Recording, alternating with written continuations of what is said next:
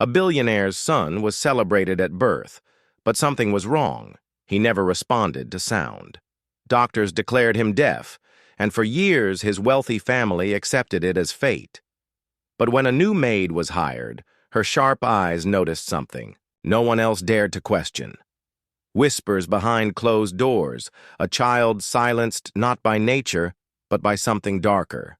What she uncovered would not only shatter the family's reputation, but expose a truth too painful to ignore. Was it really deafness? Or something far more sinister?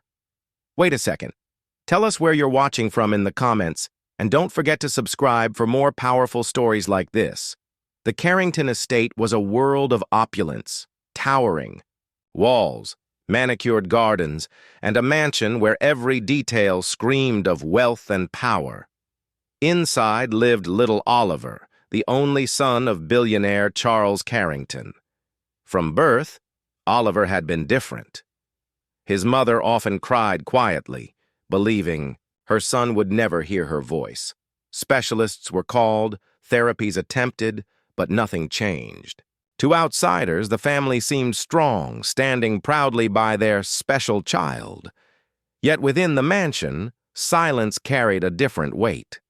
Servants were ordered never to discuss Oliver's condition, never to question why such resources yielded no progress.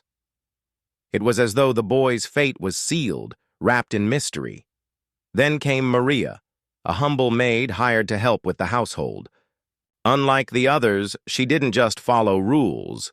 She watched, she listened, and soon she began to sense that Oliver's silence hid something no one dared to confront.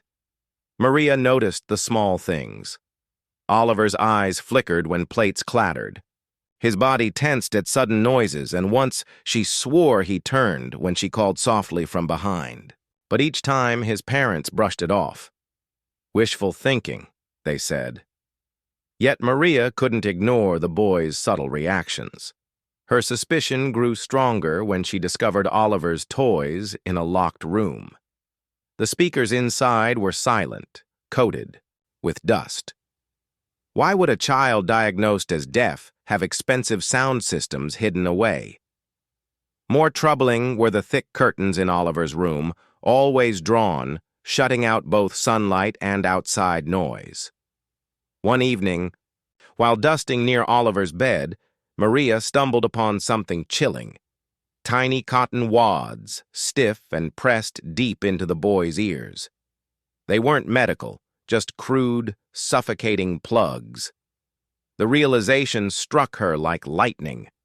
This wasn't nature's doing. Someone was deliberately ensuring Oliver lived in silence. But why? Was it cruelty, control, or a secret too dangerous for the world to know? Maria wrestled with fear. She was just a maid. Speaking out could cost her job, or worse. Yet every time, she looked into Oliver's eyes, wide and pleading. She knew she couldn't stay silent. The truth was clawing its way out, and soon it would explode. One stormy night, Maria finally acted. She gently removed the plugs from Oliver's ears as thunder rumbled outside. His eyes widened in shock when he heard the roar for the first time.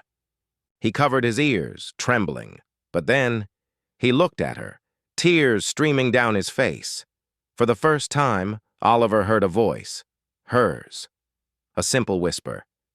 "You're not deaf." At that very moment, the door burst open. Charles Carrington stood. There, his face pale with fury, holding the discarded plugs in his hand. The truth could no longer be hidden. His secret was exposed. Why would a father silence his own son? The world outside might never forgive him.